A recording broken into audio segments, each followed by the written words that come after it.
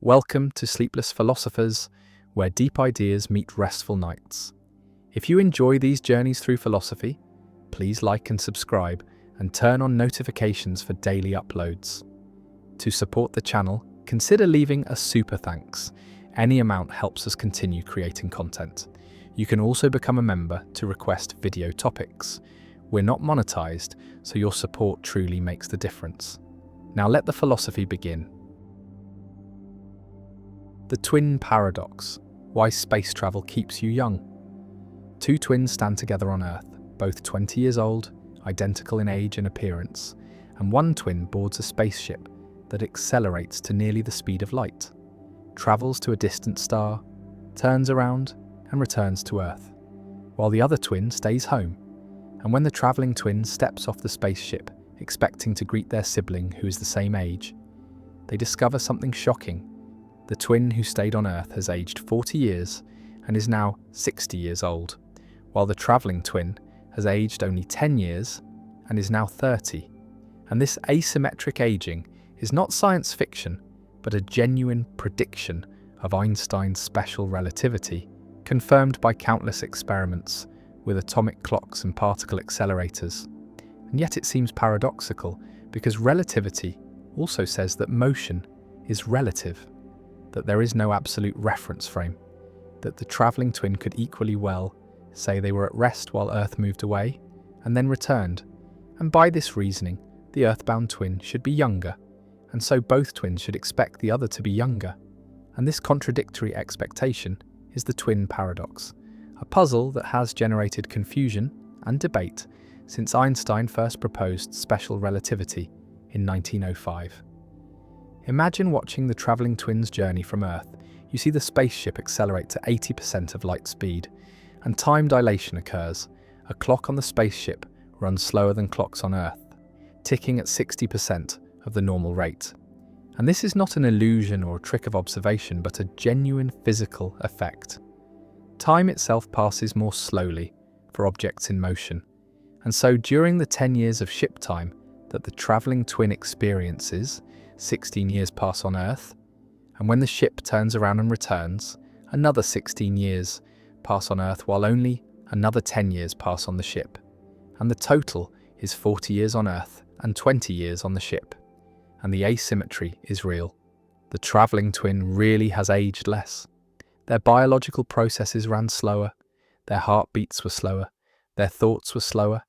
Everything about them unfolded in slow motion from Earth's perspective.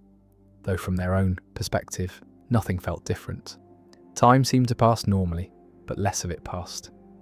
Now consider the situation from the travelling twins' perspective, and here is where the paradox seems to bite. Because from the ship's viewpoint, Earth is the object in motion.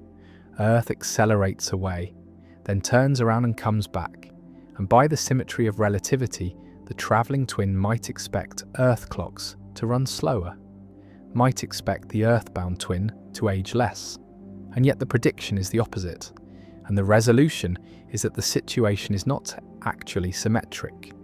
The travelling twin accelerates, feels forces, experiences changes in velocity, while the earthbound twin remains in an inertial reference frame, floating freely in space, not accelerating, and this asymmetry breaks the apparent symmetry of the situation. Special relativity applies only to inertial frames moving at constant velocity, and the travelling twins' frame is not inertial. They accelerate when leaving, accelerate when turning around, and accelerate when stopping back at Earth. And these accelerations make the travelling twins' frame fundamentally different from the earthbound twins' frame. And general relativity, which handles accelerated motion, confirms that the travelling twin ages less. The accelerations cause additional time dilation effects that accumulate during the turnaround, and the overall result is that the travelling twin is younger. Visualize the journey on a space-time diagram. With time running vertically and space running horizontally, the earthbound twin's world line is a straight vertical line, moving forward in time but not in space, while the travelling twin's world line is a bent path, going up and to the right as the ship travels away, then bending at the turnaround point, then going up and to the left as the ship returns. And the key insight is that in space-time, the proper time experienced by an observer, the time measured by their own clock, is the space-time interval along their world line. And this interval is maximized for straight paths and minimized for bent paths, exactly the opposite of spatial geometry, where straight lines are the shortest distance. And so the bent world line of the travelling twin corresponds to less elapsed time. They experience fewer years because their path through space-time is longer in space, but shorter in time. And this is not a matter of perspective or coordinate choice, but a geometric fact about space-time, an invariant quantity that all observers agree on. The paradox has been tested experimentally, not with human twins, but with atomic clocks in the Hafeel-Keating experiment. In 1971, atomic clocks were flown around the world on commercial airliners and compared with clocks that remained on the ground, and the flying clocks showed less elapsed time, exactly as relativity predicted. The effect was tiny, measured in nanoseconds, because the planes were slow compared to light speed, but it was measurable and confirmed the theory, and similar experiments have been done with clocks on satellites, with GPS systems which must account for time dilation to function accurately, with particles in accelerators whose lifetimes are extended by time dilation. And in every case, the predictions of relativity are confirmed. Moving clocks run slow, and the effect is real and cumulative. The twin paradox also raises questions about space travel and the possibility of reaching distant stars. Because time dilation means that from the perspective of travellers on a fast spaceship, the journey to a star 10 light-years away need not take 10 years. If the ship travels at 99% of light speed, the travellers experience only about 1.5 years of travel time. The distance contracts in their frame. They see the universe compressed along the direction of motion, and they cross the 10 light-years in a fraction of the time it would take at lower speeds, and so interstellar travel is theoretically possible within human lifetimes, at least from the traveller's perspective.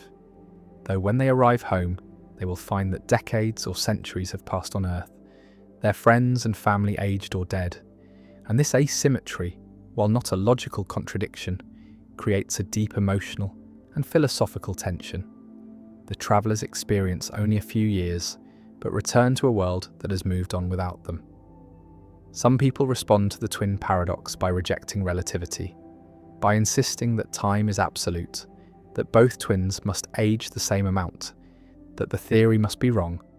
But this response ignores the overwhelming experimental evidence, the thousands of confirmations in particle physics, astrophysics, and technology. The fact that relativity is one of the most thoroughly tested theories in all of science, and the predictions have never failed. And so the paradox is not a refutation of relativity, but a counterintuitive consequence that we must accept. And the strangeness of the result reflects the strangeness of the universe, the fact that time and space are intertwined.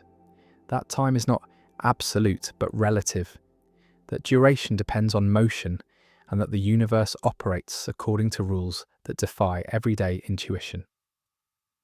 The twins stand together again, one young and one old, and the younger twin has travelled through space and time, has experienced the compression of years into months, has returned to find the future arrived, and the paradox is resolved.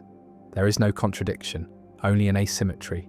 The travelling twin accelerated, and the earthbound twin did not. And this difference explains everything, makes the situation non-symmetric, removes the paradox, and yet the strangeness remains. The fact that time is not fixed, that motion affects aging, that twins can end up different ages by taking different paths through space-time.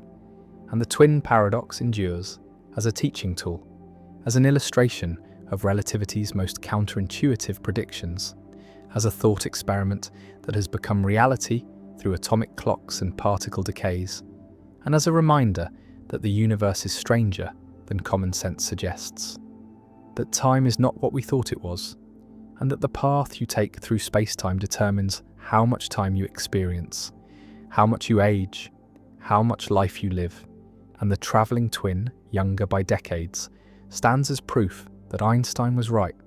that time dilation is real, and that space travel, if we ever achieve the speeds required, will make astronauts into time travelers, moving forward into Earth's future while aging only slightly themselves. And the paradox, resolved but never fully domesticated, remains a monument to the weirdness of relativity and the malleability of time. The temporal loop paradox.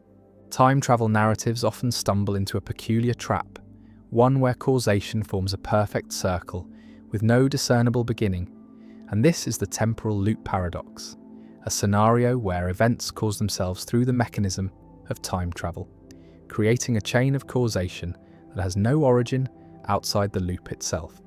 Imagine a scientist who receives a mysterious package containing detailed blueprints for a time machine, blueprints that are far beyond anything current science could produce, and the scientist follows these instructions exactly, building the machine over many years, and once it is complete they use it to travel back in time to their younger self, where they mail the very same blueprints that they received decades earlier, and so the blueprints travel from future to past in an endless cycle, created by no one, authored by no one, simply existing within the loop. The paradox is that the information has no source. It was never invented or discovered. It merely circulates through time, and the same pattern can apply to objects, people, or even entire chains of events, creating closed causal loops, where every event is both cause and effect, where nothing enters the loop from outside and nothing leaves, a self-contained system that violates the intuition that everything must have an origin, that causes must precede effects in a linear chain stretching back to some first cause.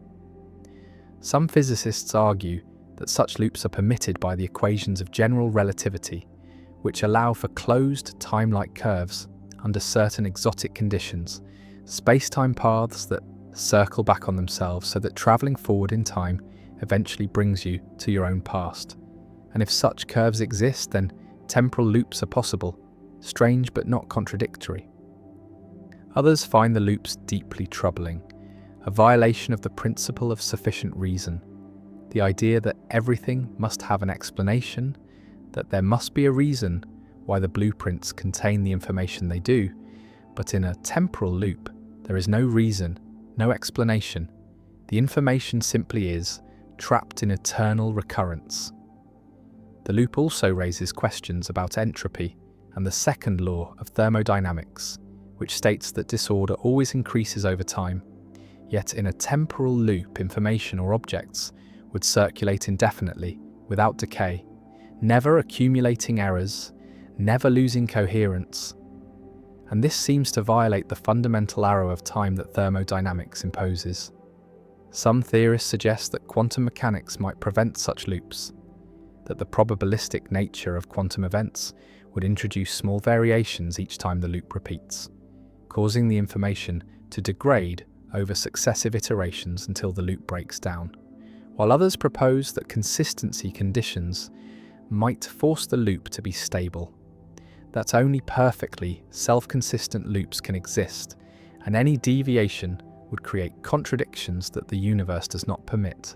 The temporal loop paradox differs from the predestination paradox in emphasis, where predestination focuses on the inevitability of events and the loss of free will. The temporal loop focuses on the absence of origins and the circular nature of causation. And both paradoxes share the unsettling feature that time travel does not change the past because the time traveller was always part of that past, their actions already woven into the fabric of history. The loop sits outside normal causation, neither created nor destroyed, neither beginning nor ending, a strange attractor in the space of possible timelines, and it forces confrontation with the question of whether the universe requires ultimate origins, whether infinite regress is possible, whether some things can simply be without explanation, and whether time is truly linear, or whether it can fold back on itself in ways that make causation circular rather than hierarchical. The temporal loop remains a staple of science fiction and a puzzle for philosophers and physicists, a scenario that feels impossible, yet may be consistent with the laws of nature, a reminder that time is stranger than common sense suggests, and that the arrow of causation we perceive, flowing from past to future, from cause to effect, may not be as fundamental as we believe, may not be the only way events can be structured, and that reality may permit loops and circles where intuition insists there should be lines. The tragedy of the commons: why shared resources destroy themselves. A village shares a common pasture, open to all herders, and each herder can graze their animals freely, can use the resource without restriction, and each herder reasons individually, calculates privately that adding one more animal to their herd brings them full benefit, brings them more milk and meat and wealth, while the cost of overgrazing is shared among all herders, is distributed across the community, and so each herder gains fully from expansion but pays only a fraction of the cost. And this asymmetry, this structure of incentives, drives each rational herder to add more animals, to maximize their individual benefit, and every herder reasons this way. Every herder expands their herd, and the commons becomes overgrazed, becomes depleted, becomes destroyed. And what was a productive shared resource becomes barren, becomes useless to everyone. And this is the tragedy of the commons, described by Garrett Hardin in 1968, a pattern where individually rational decisions lead to collective disaster, where the pursuit of self-interest in using shared resources results in the destruction of those resources. And the tragedy applies not just to grazing pastures, but to fisheries that are overfished, to aquifers that are depleted, to atmospheres that are polluted, to any shared resource where individual benefits are private but costs are collective. And the tragedy reveals a fundamental problem in resource management, shows that voluntary restraint is insufficient, shows that without collective governance, shared resources tend toward destruction, and solving the tragedy requires institutions, requires mechanisms that align individual incentives with collective sustainability. Imagine the herder's calculation more precisely. The commons can sustain a certain number of animals, and beyond that capacity, the pasture degrades, produces less grass, supports fewer animals, and when operating below capacity, each additional animal brings net benefit to its owner without significant cost to others. But when operating at or above capacity, each additional animal brings benefit to its owner while imposing costs on all herders through degradation. And the individual herder receives the full benefit, receives all the milk and meat from their additional animal, but pays only their proportional share of the degradation cost. And if there are 10 herders, then each pays 1/10 of the degradation cost. And so the individual benefit exceeds the individual cost, even when the collective cost exceeds the collective benefit. And this creates the incentive structure that drives the tragedy, that makes it individually rational to add animals even when doing so harms the collective. And every herder faces this incentive. Every herder adds animals, and the commons collapses under the weight of rational individual decisions. The tragedy of the commons demonstrates the difference between individual and collective rationality, shows that actions can be rational from an individual perspective, while being disastrous from a collective perspective. And this divergence is the core of the tragedy, is what makes the situation tragic rather than merely unfortunate. And the tragedy is not caused by irrationality or malice, but by rational pursuit of self-interest, in a context where individual and collective interests misalign. And Hardin's insight was that this misalignment is structural, is inherent in the nature of common pool resources, and cannot be solved by appeals to conscience or voluntary restraint, because any individual who restrains themselves while others do not simply sacrifices their own benefit without saving the commons. And this creates a race to the bottom, creates pressure to exploit resources before others do, and the tragedy unfolds inevitably unless institutions intervene. Visualize the tragedy as a multiplayer prisoner's dilemma, where each individual faces the choice between restraint, limiting their use of the commons for collective benefit, or exploitation, maximizing their individual use at collective cost, and exploitation dominates restraint, because regardless of what others do, you are better off exploiting. If others restrain themselves, you benefit from the preserved commons, while taking more than your share. And if others exploit, then the commons is doomed anyway, and restraint only makes you worse off relative to others. And so everyone exploits. Everyone takes more than sustainable, and the commons is destroyed. And this structure shows that the tragedy is a coordination problem, is a failure to achieve collective action, and solving it requires changing the incentive structure, requires making restraint individually rational, and this can be achieved through various mechanisms, through private property that internalizes costs, through regulation that enforces limits, through community management that creates monitoring and sanctions, through taxation that makes exploitation costly. One response to the tragedy is privatization, converting commons into private property, assigning ownership to individuals who then bear the full costs and benefits of their decisions. And private owners have incentive to manage sustainably because degradation reduces the value of their property. And this aligns individual and collective interests, makes conservation individually rational. And historical examples exist of commons being enclosed, being divided into private parcels. And while enclosure solves the tragedy, it raises questions of justice, of how property is assigned, of what happens to those who lose access. And privatization is not always feasible, is not appropriate for all resources, and some commons, like the atmosphere or the ocean, cannot be easily privatized, cannot be divided into individual holdings, and alternative solutions are needed. Another response is regulation, government intervention that imposes limits on use, that enforces sustainable practices through monitoring and penalties, and regulation can solve the tragedy by making exploitation illegal, by removing the incentive to overuse, and examples include fishing quotas, emission limits, grazing restrictions, and regulations can be effective when enforcement is strong, when violations are detected and punished, but regulation faces challenges, requires accurate information about sustainable use levels, requires political will to enforce, requires resistance to lobbying from those who benefit from exploitation, and regulations can be captured, can be weakened or undermined, and the tragedy can re-emerge if enforcement fails.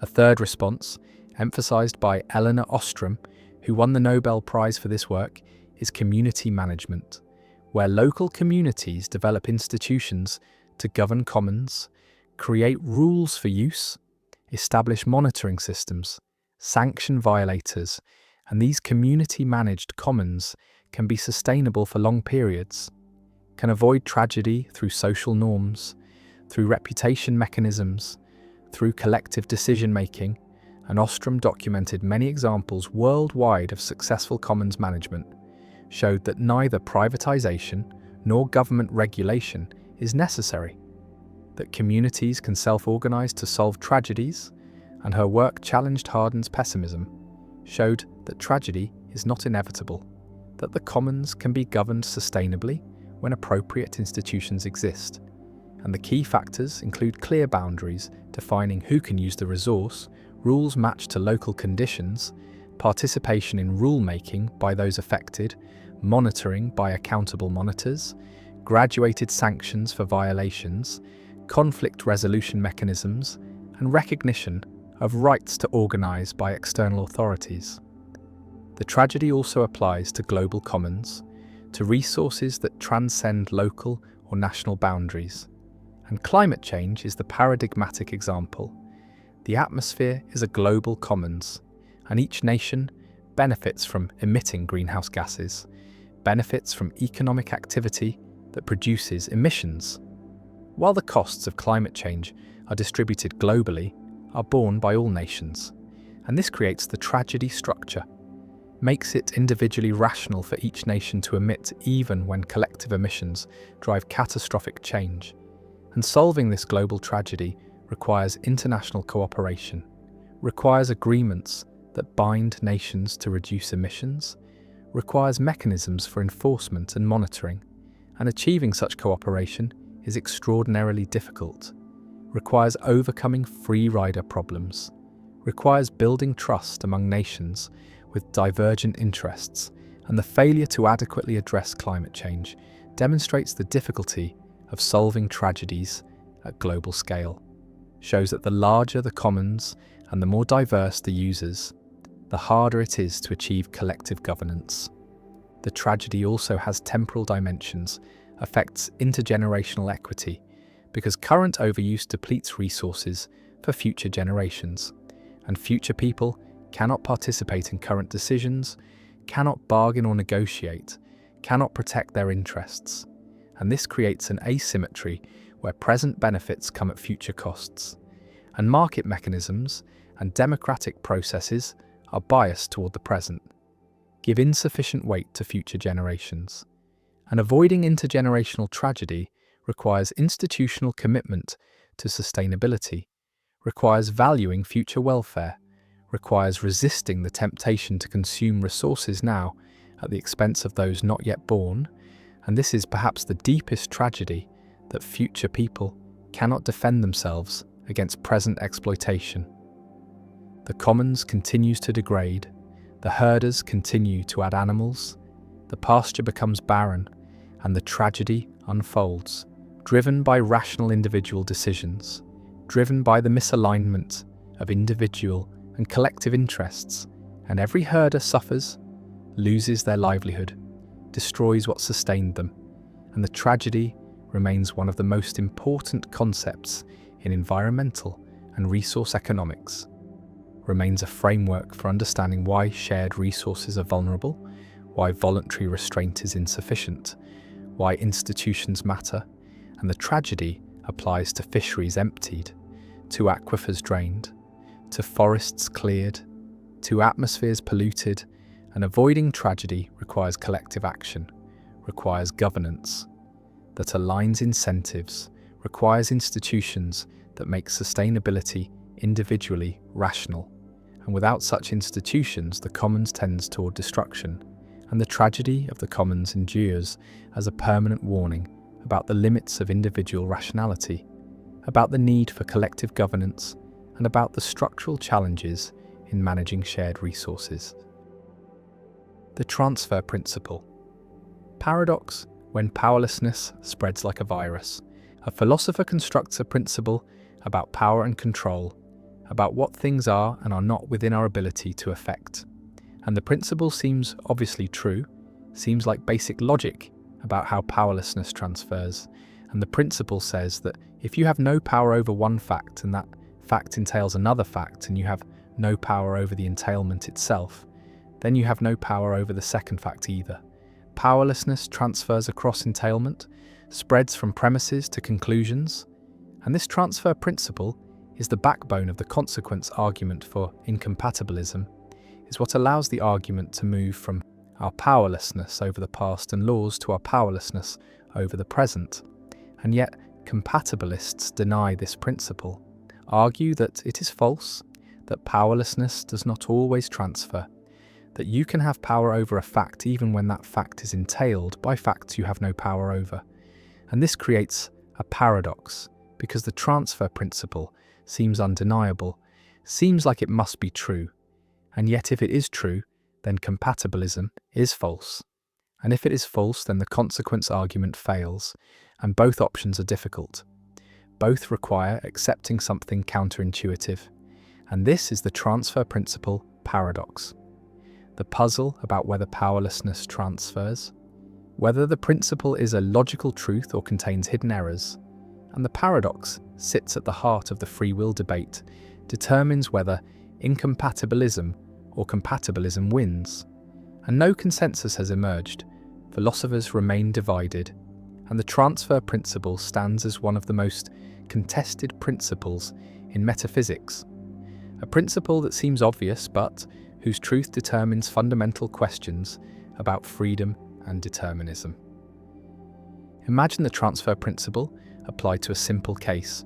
You have no power over the fact that there was a Big Bang 13.8 billion years ago, and the Big Bang plus the laws of physics entail the current state of the universe, including your current action, and you have no power over the laws of physics, and you have no power over the entailment itself, over the fact that the Big Bang and laws entail your action. And so by the transfer principle, you have no power over your current action.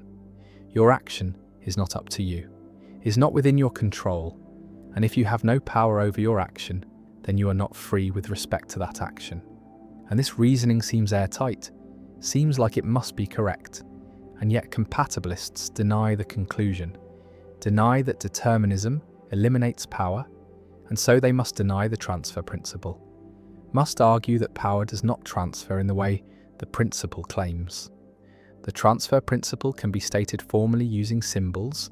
If no one has power over P, and P entails Q, and no one has power over the entailment from P to Q, then no one has power over Q.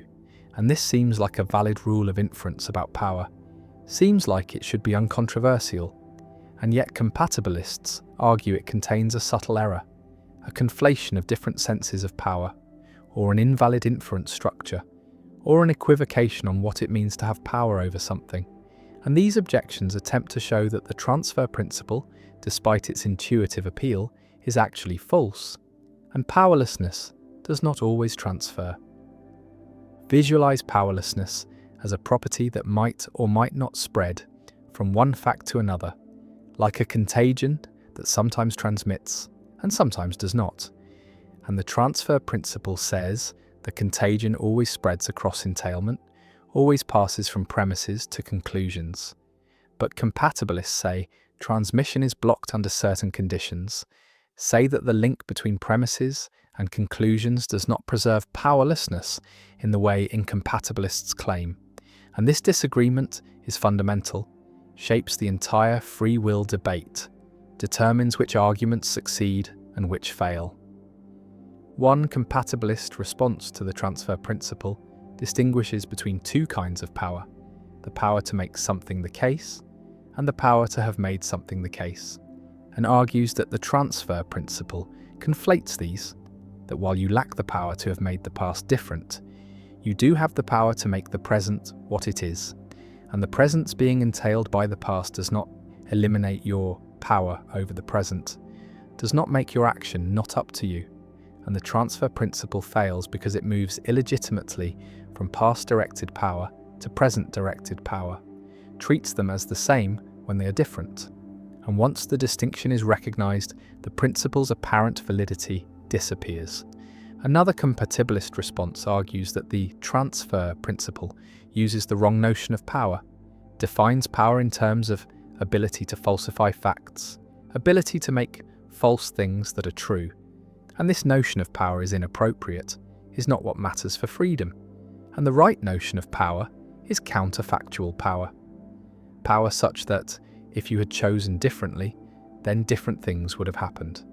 And counterfactual power is not governed by the transfer principle, does not transfer from premises to conclusions in the way the principle claims. And so the principle fails as a constraint on freedom, fails to show that determinism eliminates the kind of power needed for responsibility.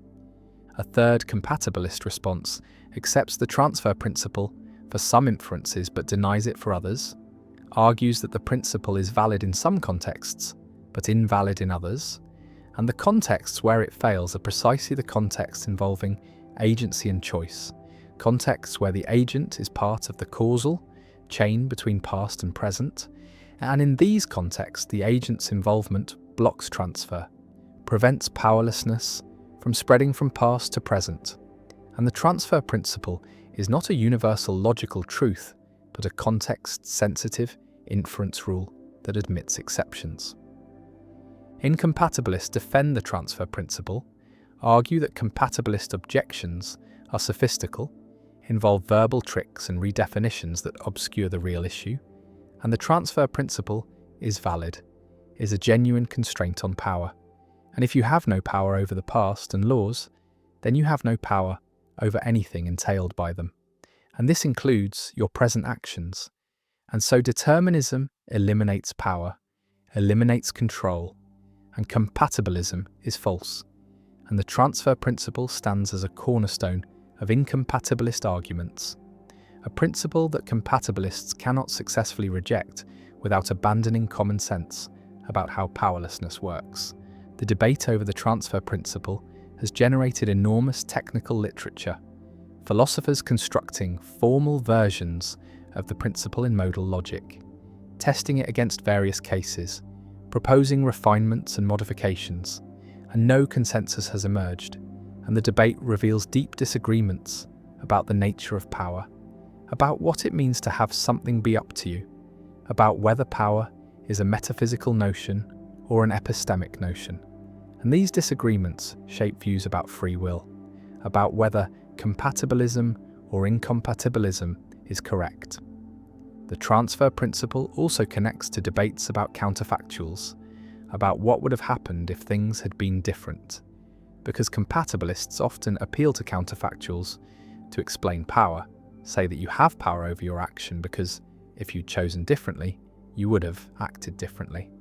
And incompatibilists respond that these counterfactuals do not show genuine power. Because the antecedent is impossible given determinism, you could not have chosen differently given the past and laws, and so the counterfactuals are vacuous, and compatibilist power is illusory, and the transfer principle makes this explicit, shows that compatibilist power is not real power because it is entailed by facts you have no power over. The principle stands at the center of the free will debate, determines whether the consequence argument succeeds, whether incompatibilism is established, whether determinism is compatible with freedom, and both sides have powerful arguments. Both can make their case seem compelling, and the stalemate persists, and perhaps this reflects something deep. Perhaps the transfer principle is one of those principles where our intuitions are divided, where different ways of thinking about power lead to different judgments, and no argument can establish the principle or refute it definitively, and we are left with competing perspectives, incompatibilist and compatibilist, each coherent internally, each unsatisfying to those who adopt the other, and the transfer principle paradox endures, a principle that seems both obviously true and demonstrably false, depending on how you think about power and control. And the paradox remains unresolved, remains central to debates about free will, and powerlessness spreads or does not spread, transfers or is blocked, and which answer is correct determines whether we are free, and the transfer principle stands, controversial and crucial, a principle whose truth or falsity shapes fundamental metaphysical questions about agency and determinism. The waterfall illusion, when staring at motion, makes stillness move. A person stands before a waterfall, watches the water cascade downward continuously, stares at the flowing water for several minutes, and then looks away, looks at the rocks beside the waterfall, and something strange happens. The rocks appear to move upward, appear to flow in the opposite direction from the water, even though the rocks are stationary, are not moving at all. And this upward motion is vivid, is compelling, lasts for several seconds before fading. And this is the waterfall illusion, also called the motion after effect, a phenomenon where prolonged viewing of motion in one direction causes stationary objects to appear to move in the opposite direction. And the illusion reveals something fundamental about how the visual system encodes motion. Reveals that motion perception involves opponent processes, involves neurons tuned to opposite directions that inhibit each other, and adaptation occurs. And when you stare at downward motion, the downward tuned neurons adapt, become less responsive. And when you look at stationary objects, the balance between upward and downward motion signals is disrupted. The upward neurons are relatively more active than the adapted downward neurons, and this imbalance is interpreted as upward motion, and the waterfall illusion demonstrates neural adaptation, shows that perception is not a simple recording of stimulus properties, but involves active processing that can be modified by experience, that can create illusions when adaptation disrupts normal balance. Imagine the neural mechanism. Motion perception involves direction-selective neurons, neurons that respond to motion in specific directions. And for every direction, there are neurons tuned to the opposite direction, and these opponent neurons inhibit each other, creating a balanced system. And when motion occurs in one direction, the corresponding neurons respond. Signal motion, and the opponent neurons are inhibited, remain quiet, and this balance signals the direction of motion. But when you stare at motion continuously, the responding neurons adapt, fire less strongly due to prolonged activation. And when motion stops, when you look at something stationary, both sets of neurons receive no motion signal, but the adapted neurons are less responsive than the non-adapted neurons, and this creates an imbalance. The non-adapted neurons are relatively more active, and this imbalance is interpreted as motion in their preferred direction, and the waterfall illusion occurs. You see motion where there is none. The waterfall illusion is not limited to waterfalls, can be produced by any prolonged viewing of continuous motion. Staring at rotating spirals produces rotation after effects. Staring at expanding patterns produces contraction after effects. Staring at leftward motion produces rightward after effects. And the phenomenon is robust, is easy to demonstrate, can be experienced by anyone willing to stare at motion for a minute or two, and neuroscientists have studied the illusion extensively, have identified the neural mechanisms, have shown that adaptation occurs in early visual cortex, in areas like V1 and MT that process motion, and the illusion provides a window into neural processing, provides evidence for opponent mechanisms, for adaptation, for the neural basis of motion perception. Visualize the waterfall illusion as revealing that perception is relative, is based on comparisons, and motion is detected not as absolute velocity, but as a difference between signals from direction-selective neurons, and adaptation shifts the baseline, changes what counts as balanced, and after adaptation, stillness looks like motion, because the adapted system interprets stillness as imbalance. And this relativity is a feature, not a bug, is how the system efficiently encodes information, maintains sensitivity across a wide range of motion speeds by adjusting its response properties through adaptation. And the waterfall illusion is a side effect, a case where adaptation produces illusion. But the mechanism is the same mechanism that normally allows accurate motion perception in varying conditions. The waterfall illusion also has implications for understanding consciousness and qualia, because the motion you perceive in the illusion is phenomenologically real, is indistinguishable from real motion in terms of subjective experience. You really see the rocks moving, really experience motion, and yet no motion occurred, no physical movement in the stimulus. And this shows that conscious experiences are neural states, are patterns of brain activity that can be triggered by stimulation or by adaptation or by hallucination, and the content of experience does not uniquely determine its cause. The same experience can arise from different sources, and this supports the view that consciousness is a brain process, that experiences are states of the neural system rather than properties of external objects. And the waterfall illusion makes this vivid, shows that motion experience can exist without motion in the world. One philosophical implication concerns the reliability of perception, because if adaptation can cause illusions, can make you see motion where there is none, then how can we trust perception? How can we rely on sensory experience as a source of knowledge? And the answer is that we trust perception in context.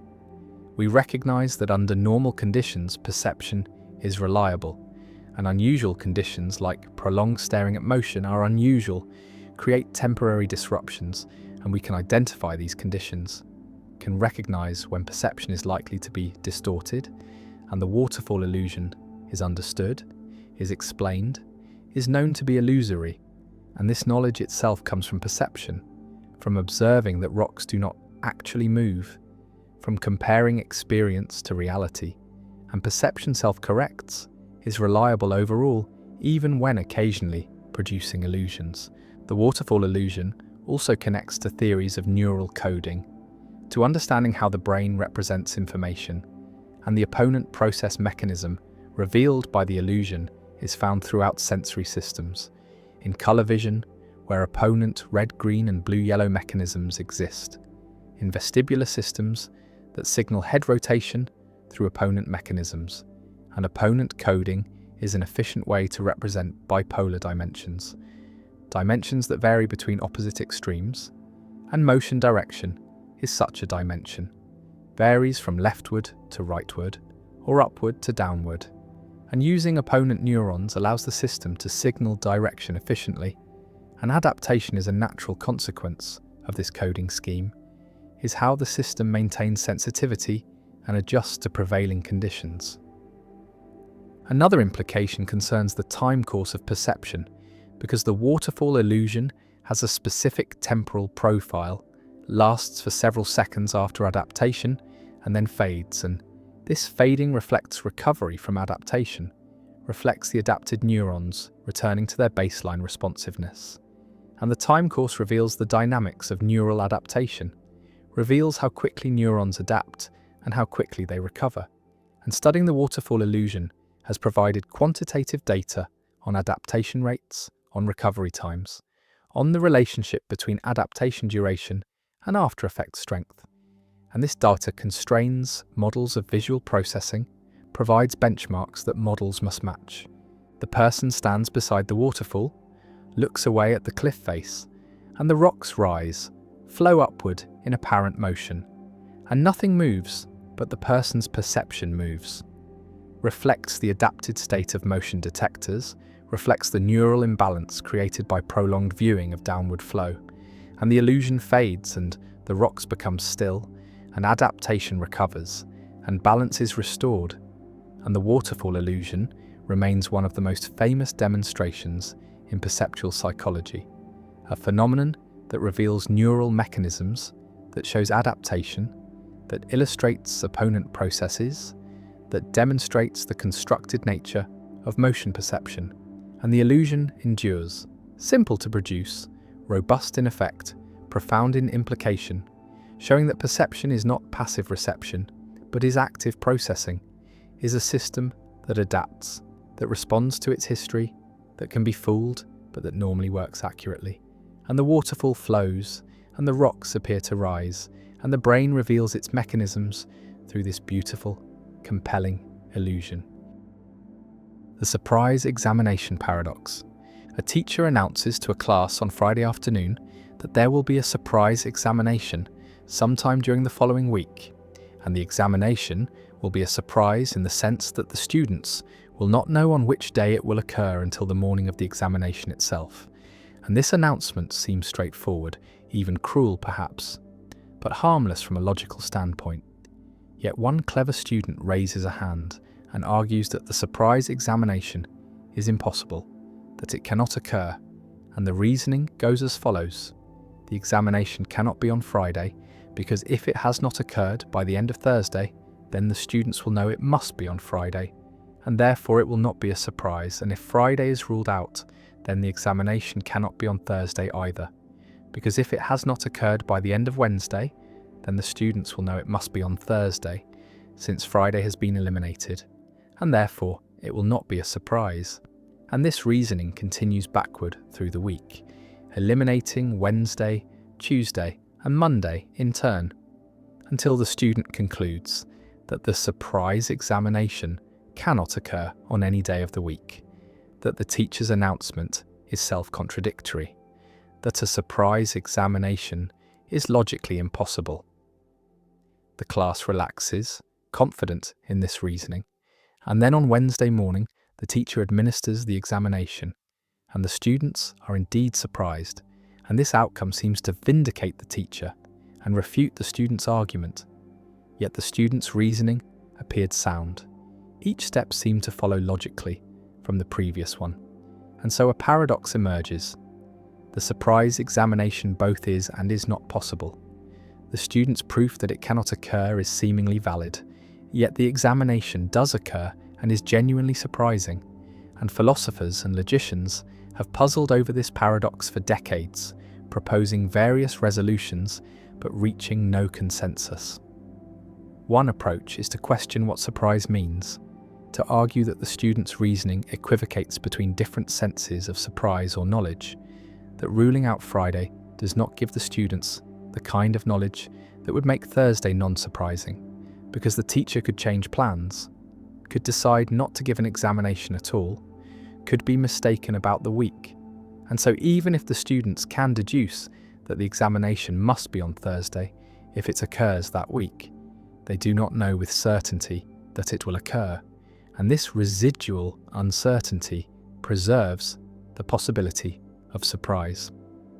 Another approach focuses on the self-referential nature of the announcement, arguing that the student's reasoning involves a kind of paradox of self-reference, similar to the liar paradox, because the teacher's announcement refers to the student's knowledge state, claiming that they will not know when the examination occurs, and the student's reasoning attempts to derive knowledge about the examination from the announcement itself, creating a loop where the truth of the announcement depends on whether the students believe it, and this loop generates instability, making it impossible to consistently assign truth values to the claims involved. Still another approach suggests that the student's backward induction reasoning is flawed, that while it is true that the examination cannot be on Friday, if the students know this in advance, the elimination of Friday does not straightforwardly imply that Thursday can also be eliminated, because the reasoning that rules out Thursday depends on the students believing that Friday is ruled out. But if the examination could in fact occur on Friday, despite the reasoning, then the entire chain of deductions collapses. And this highlights a problem with self-fulfilling or self-defeating prophecies, situations where believing a conclusion affects whether the conclusion is true. The surprise examination paradox also connects to issues in epistemic logic, the formal study of knowledge and belief, because the paradox involves nested levels of knowledge. The teacher knows that the students do not know when the examination will occur, the students know that the teacher knows this, and so on, and reasoning about such nested knowledge structures is notoriously tricky, prone to paradoxes and fallacies, and formal epistemic logic provides tools for analysing these structures, but also reveals their complexity and the ease with which intuitive reasoning can go astray. The paradox has applications beyond the classroom, appearing in game theory and strategic reasoning, where players must reason about what other players know and believe, and where backward induction arguments, similar to the student's reasoning, are used to solve sequential games. But these arguments can lead to counterintuitive results, situations where seemingly sound reasoning produces predictions that are violated in practice, and the surprise examination paradox serves as a cautionary tale about the limits of such reasoning. The paradox also raises questions about the nature of surprise itself, whether surprise is a psychological state, a relation between expectations and events, or a logical property of statements and situations, and whether it is coherent to announce in advance that something will be surprising, because the act of announcing seems to undermine the surprise, yet in practice surprise examinations do occur and are surprising, and so perhaps surprise is not as fragile as the student's reasoning suggests. Perhaps it is compatible with some forms of foreknowledge, with knowing that something will happen without knowing when or how. The teacher's announcement, the student's reasoning, and the actual occurrence of the examination on Wednesday form a triangle of tension, each element seemingly incompatible with the others, yet all actually occurring, and the paradox remains unresolved, a puzzle that continues to generate papers and debates, a simple scenario that conceals deep issues about knowledge, belief, time, and the logic of self-reference. And it stands as a reminder that reasoning, even careful logical reasoning, can lead us astray when the premises involve reflexive concepts, when statements refer to their own truth or to the knowledge states of those who hear them, and that the gap between theory and practice, between what logic seems to prove and what actually happens, can reveal faults in our logical frameworks, or in our understanding of concepts like knowledge and surprise, or perhaps in the very idea that logic can fully capture the complexities of situations involving human belief and expectation. And the examination comes unexpected despite the announcement, surprising despite the reasoning. And the students, shocked and unprepared, realize that the paradox is not merely abstract but painfully real. And the teacher smiles, victorious, having somehow managed to do the impossible, to give a surprise examination that was announced in advance, and yet remained a surprise. And the paradox endures, unsolved and perhaps unsolvable, a crack in the edifice of logical reasoning that no amount of analysis has yet managed to seal. The two-envelope paradox. A game is presented, two sealed envelopes sit before you, each containing money, and you are told that one envelope contains twice as much money as the other, but you do not know which is which, and you are allowed to choose one envelope, open it, examine the amount inside, and then decide whether to keep it or switch to the other envelope. And this simple setup leads to a paradox that has puzzled decision theorists and mathematicians for decades, because the reasoning seems to suggest you should always switch envelopes, no matter what amount you find. And yet this conclusion is absurd because switching cannot systematically improve your outcome in a symmetric situation. Suppose you open your envelope and find $100 inside, and now you reason as follows. The other envelope contains either $50 or $200, each with equal probability, and so the expected value of switching is the average of those two amounts, which is $125, more than the $100 you currently have, and therefore you should switch. But this reasoning applies no matter what amount you find in the first envelope, whether it is $10 or $1 million. And so it seems you should always switch, but this cannot be right because before opening any envelope, the two envelopes are symmetric. Neither is better than the other, and so there cannot be a strategy that consistently favors one over the other. The paradox reveals a subtle error in the reasoning. The mistake lies in the assumption that the other envelope is equally likely to contain half or double the amount in the first envelope, because this treats the two possibilities as symmetric when they are not. If the two envelope amounts were determined in advance, say $50 and $100, then finding $100 in the first envelope tells you with certainty that the other contains 50, not that it might contain 200, and the probability calculation breaks down because it fails to account for the constraints imposed by the setup. Another way to see the problem is to notice that the same reasoning would tell you to switch back after switching, creating an infinite loop of switching, which is clearly absurd. And this shows that something is wrong with the expected value calculation, though pinpointing exactly what is wrong has led to extensive debate. Some argue that the paradox arises from improper use of probability in cases where the amounts are determined but unknown, that assigning equal probability to the two possibilities is not justified without more information about how the amounts were chosen. Others point to issues with unbounded utility, suggesting that if there is no upper limit on how much money the envelopes might contain, then expected value calculations can behave strangely and lead to paradoxes. The two-envelope paradox also appears in game theory and economics, where it illustrates the danger of reasoning about probabilities without carefully specifying the underlying probability distribution, and it connects to broader puzzles about decision-making under uncertainty, such as the St. Petersburg paradox and the principle of indifference. Some versions of the paradox introduce additional twists. Suppose you open one envelope, see the amount, and are then allowed to pay a small fee to switch. Would it be rational to pay? And how much would you be willing to pay?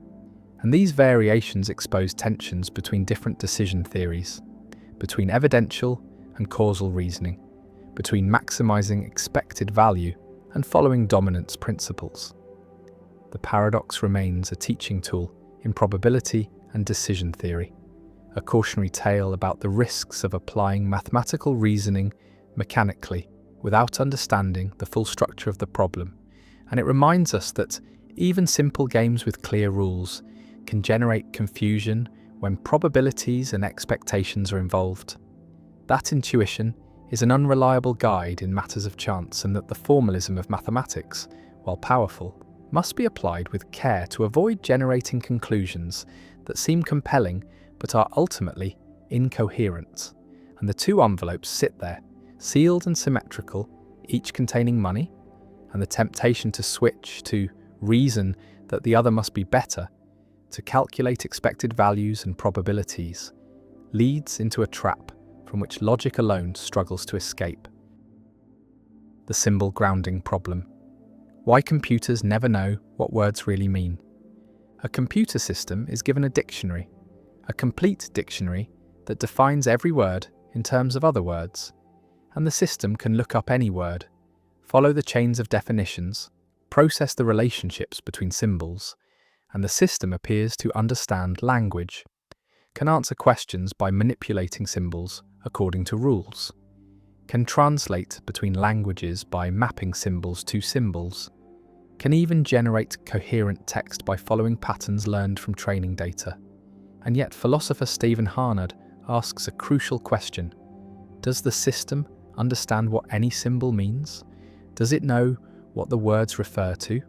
Or is it merely shuffling meaningless tokens according to syntactic rules? And this is the symbol grounding problem. The question of how symbols, whether in computers or in minds, acquire meaning, how they connect to the world, how they come to be about something rather than being mere formal marks. And the problem challenges purely symbolic theories of cognition, challenges the idea that thinking is symbol manipulation, and points to the need for grounding, for connecting symbols to non-symbolic experiences, to perceptions and actions, to interactions with the world that give symbols their meaning. Imagine looking up the word zebra in the dictionary, and the dictionary says a zebra is a striped equine mammal, and you look up striped and find marked with parallel bands, and you look up equine and find relating to horses, and you look up mammal and find warm-blooded vertebrate animal, and you can continue this process indefinitely, following chains of definitions, symbol to symbol to symbol. And if you have never seen a zebra, never encountered stripes or horses or animals, then all these definitions are empty, are just more words whose meanings you do not grasp, and the whole dictionary becomes a closed system of symbols referring to other symbols with no connection to reality. And this is the situation of a purely symbolic computer system. It has access to definitions, to relationships between symbols, but it has no grounding, no connection to the real zebras and stripes and horses that the symbols are supposed to be about. The symbol grounding problem challenges strong AI, the claim that implementing the right program, manipulating symbols according to the right rules, is sufficient for understanding, is sufficient for genuine cognition, and Harnad argues that symbol manipulation alone is not enough, that understanding requires grounding, requires that at least some symbols be connected to non-symbolic experiences, to sensory inputs and motor outputs, to perceptions of the world and actions in the world, and these grounded symbols can then give meaning to other symbols through their relationships.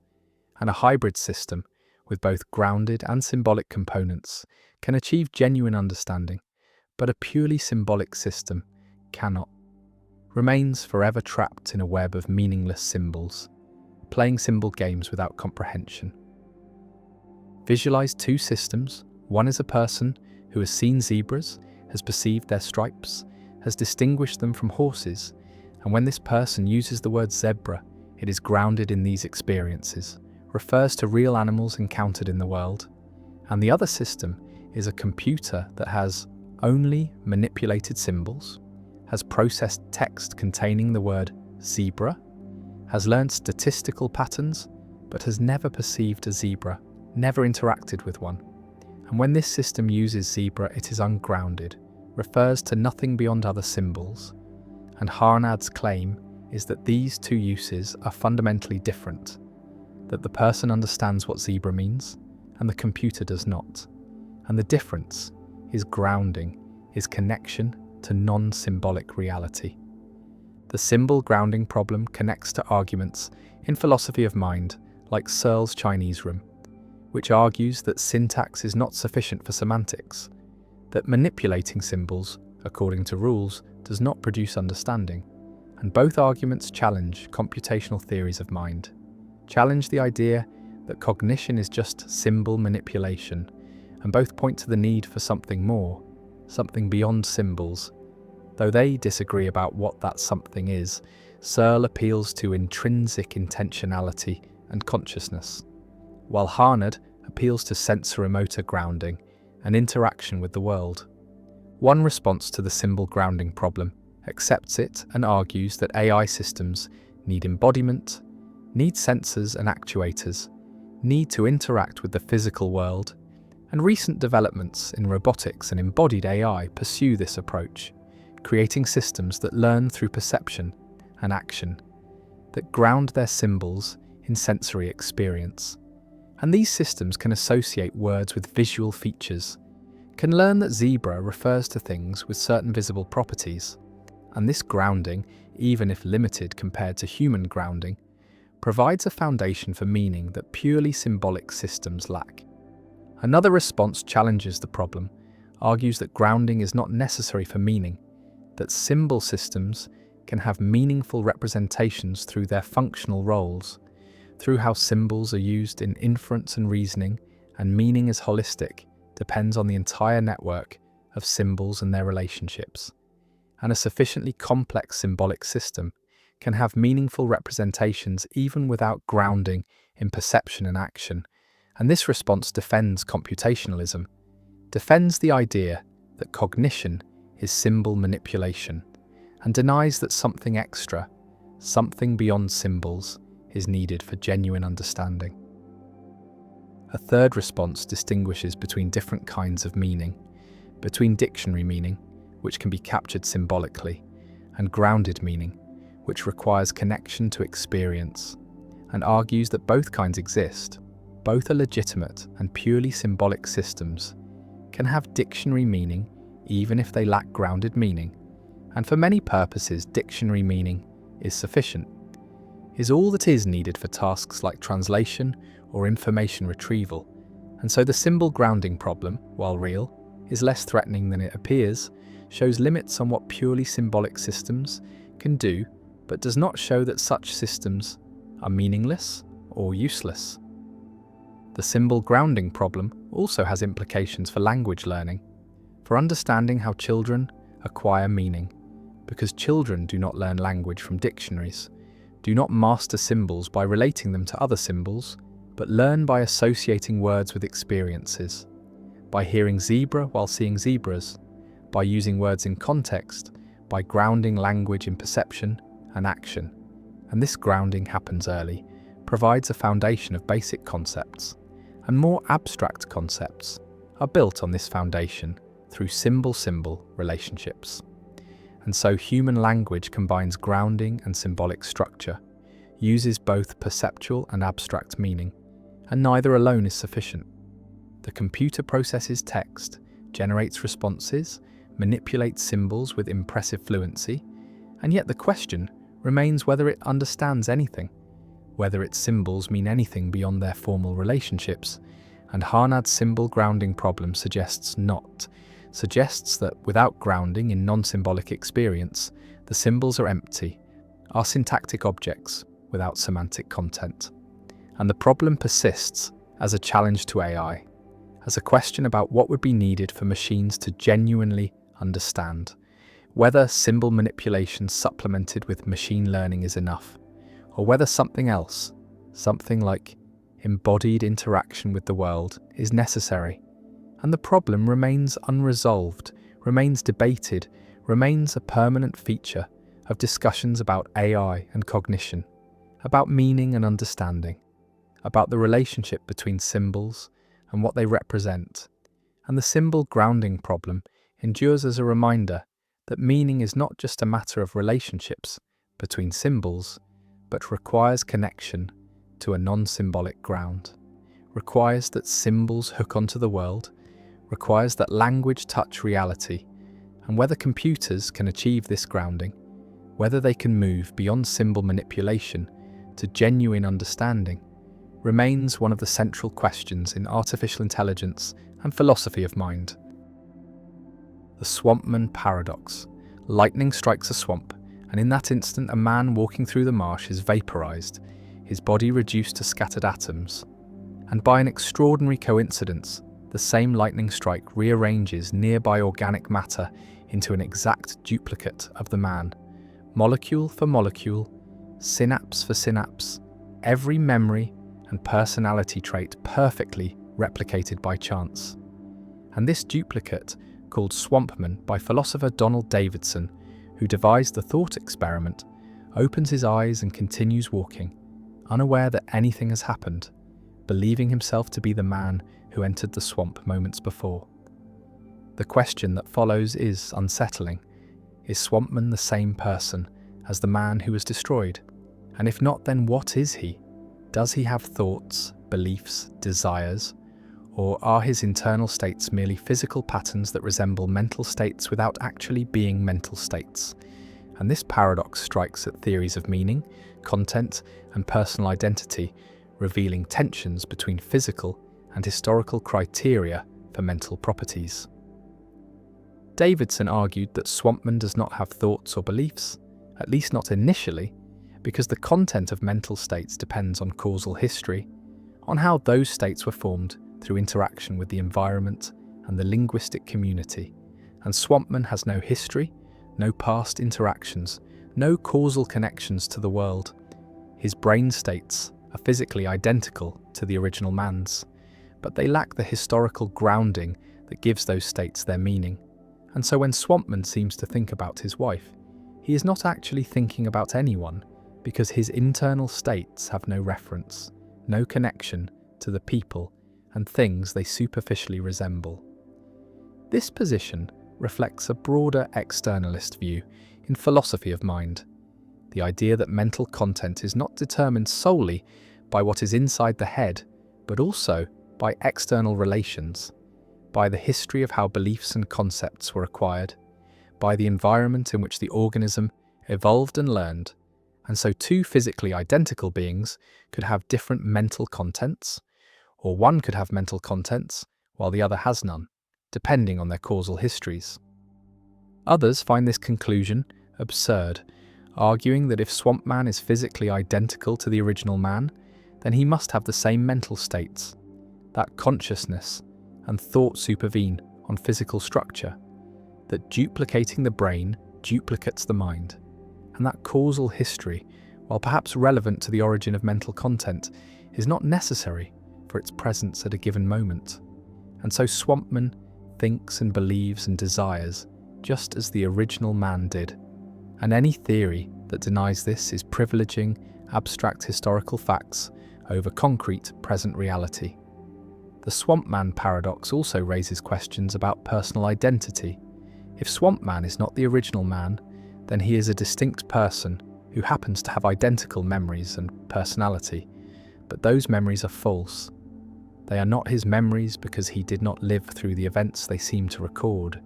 He came into existence mere seconds ago with a fabricated past, and yet, from the inside, from Swampman's perspective, everything feels continuous and real, and he has no way of discovering the truth about his origins. And this suggests that memory and subjective continuity may be insufficient for personal identity. That being the same person requires some kind of physical or causal continuity that Swampman lacks. The paradox connects to debates about functionalism in philosophy of mind, the view that mental states are defined by their functional roles, by what they do and how they interact with other states, rather than by their physical composition or history. And functionalism seems to imply that Swampman does have mental states because his brain plays the same functional roles as the original man's brain, and yet this conflicts with externalist intuitions about content. The Swampman thought experiment has been used to explore issues in semantics, the philosophy of language, and theories of reference showing that our ordinary assumptions about meaning and thought are more complex and fragile than they appear, that the relationship between words and world, between inner states and outer reality, is mediated by history and causation in ways that a snapshot of physical structure cannot capture.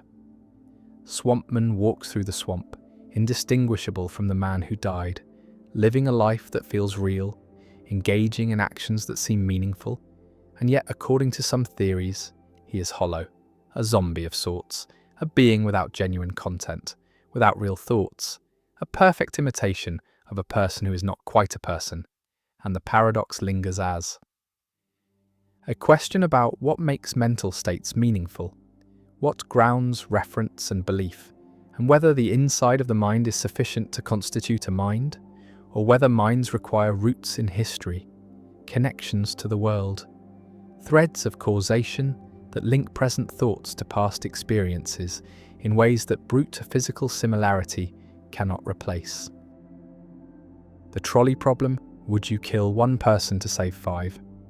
A runaway trolley speeds down a track, out of control, and ahead on the track, 5 people are tied up, unable to move, unaware of the approaching danger, and the trolley will kill them all unless something is done.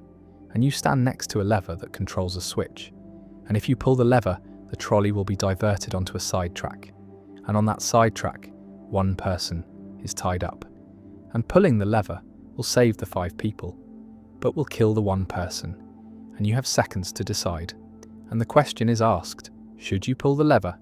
Should you actively cause 1 person's death to prevent 5 deaths? And this is the trolley problem, a thought experiment in ethics first formulated by philosopher Philippa Foot in 1967 and later refined by Judith Jarvis Thompson. And the problem has generated endless debate about the nature of moral responsibility, about the difference between killing and letting die, about whether the consequences of an action are all that matter, or whether the act itself has moral significance, independent of outcomes.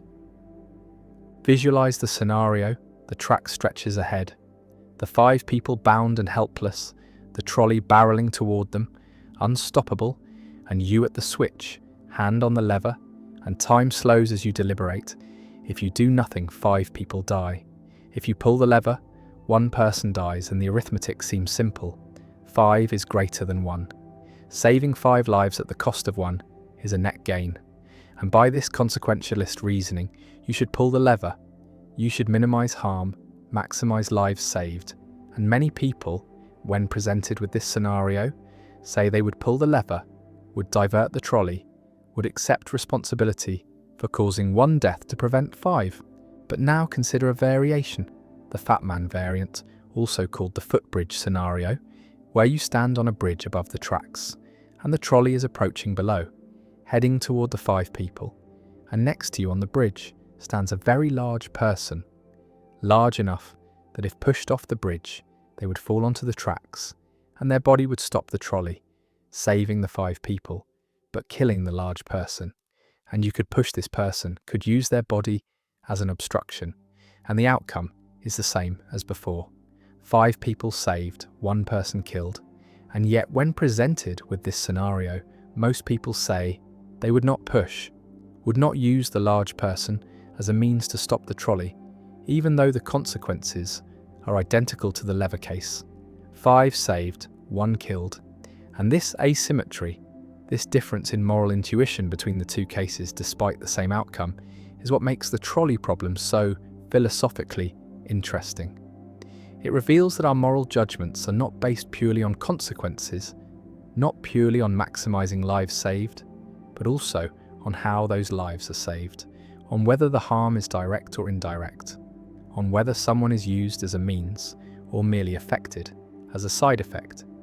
The distinction involves the doctrine of double effect, a principle in ethics that says there is a moral difference between intending harm as a means to an end versus foreseeing harm as an unintended side effect. In the lever case, pulling the lever is intended to divert the trolley, and the death of the 1 person is a foreseen but unintended side effect. The 1 person dies because they happen to be on the diverted track, but their death is not the means by which the 5 are saved. The means is the diversion itself, whereas in the fat man case, pushing the person is intended precisely to use their body to stop the trolley. Their death is the means by which the five are saved, and this makes the act feel more like murder, more like using a person as a tool. And the doctrine of double effect says that intending harm as a means is morally worse than foreseeing harm as a side effect, even if the outcomes are identical. Critics argue that this distinction is spurious, that consequences are what matter, that if 5 lives are saved and 1 life is lost, the moral calculus is the same, regardless of how the result is achieved, and utilitarians, who judge actions by their consequences, say that both pulling the lever and pushing the large person are morally required if they maximize overall welfare, and any moral theory that forbids saving 5 lives to avoid directly causing 1 death is absurd, is giving too much weight to squeamishness or moral intuitions that evolved in contexts very different from modern ethical dilemmas. But defenders of deontological ethics, ethics based on duties and rules rather than consequences, argue that people have rights, that using someone as a means without their consent violates their dignity, that not all ways of achieving good outcomes are permissible, and that the fat man case is wrong precisely because it treats the large person as a mere tool, as an object to be sacrificed for the greater good. And this violates the Kantian principle that people are ends in themselves, never merely means. The trolley problem also raises questions about moral responsibility and causation, because in the lever case, you cause the death of the 1 person by pulling the lever, you redirect the trolley, but in the do-nothing case, you do not cause the death of the 5 people. The trolley causes their deaths, and you merely fail to prevent it.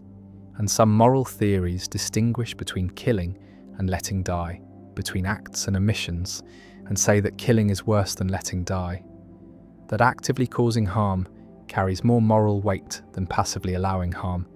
And by this reasoning, pulling the lever might be wrong because it involves killing, whereas doing nothing involves only letting die.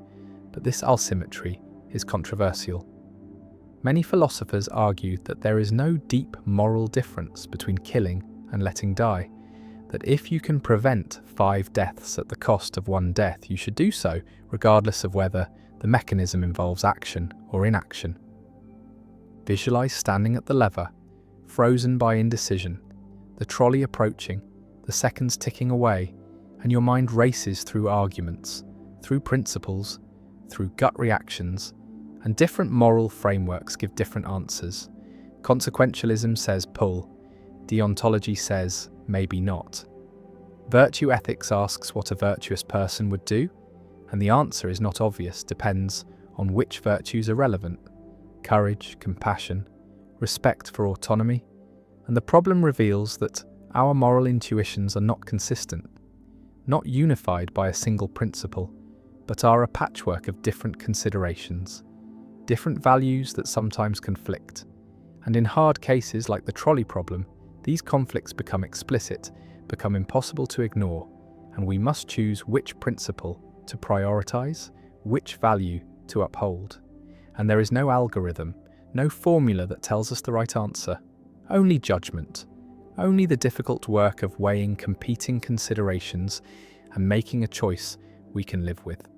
The trolley problem has been studied empirically. Psychologists have presented it to thousands of subjects, measuring their responses, looking for patterns, and the results confirm that most people distinguish between the lever and the fat man cases. Most would pull the lever, but not push the fat man. And brain imaging studies suggest that different parts of the brain are involved. The lever case activates regions associated with reasoning and calculation, while the fat man case activates regions associated with emotion and social cognition. And this suggests that our moral judgments involve both rational deliberation and emotional response, both utilitarian calculation and deontological intuition, and different scenarios trigger different systems. And the tension between these systems is what makes moral dilemmas difficult. What makes them dilemmas? Cases where no answer satisfies all our moral intuitions, where any choice involves sacrifice, involves accepting consequences, or violating principles, and the trolley problem, artificial as it is, captures this structure, this irreducible difficulty that characterizes real moral life. The trolley speeds on, the people lie helpless, the lever waits, and the choice must be made, pull or don't pull, act or refrain, and the problem offers no comfort, no easy answer, only the recognition that morality is hard, that lives are at stake, that our choices matter, and that sometimes there is no right answer, only answers that feel less wrong. And the trolley problem endures, not because it resembles real dilemmas we face, but because it distills the structure of moral conflict, because it forces explicit the trade-offs we usually avoid, and because it reminds us that ethics is not a set of rules to be followed mechanically, but a practice requiring judgment, requiring courage, requiring the willingness to make difficult choices and accept responsibility for their consequences. And the trolley rolls, and the lever waits, and the question persists. The voting paradox, when adding voters changes winners, impossibly. An election occurs, 3 candidates compete, and voters rank the candidates according to their preferences, and the votes are counted, and candidate A wins, receives the most support, is the clear winner.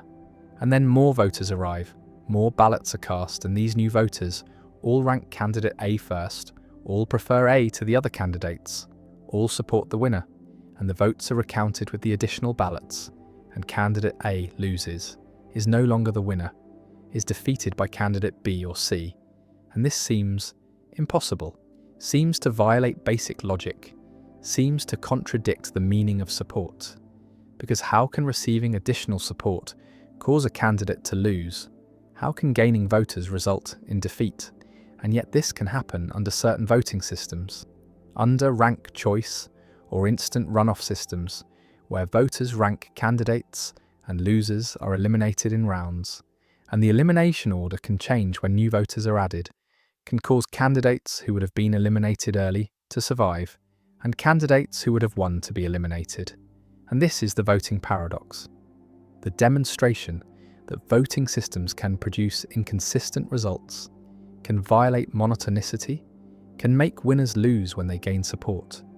And the paradox reveals that translating individual preferences into collective choices is more complex than it seems, that no voting system is perfect, that all systems have problematic properties.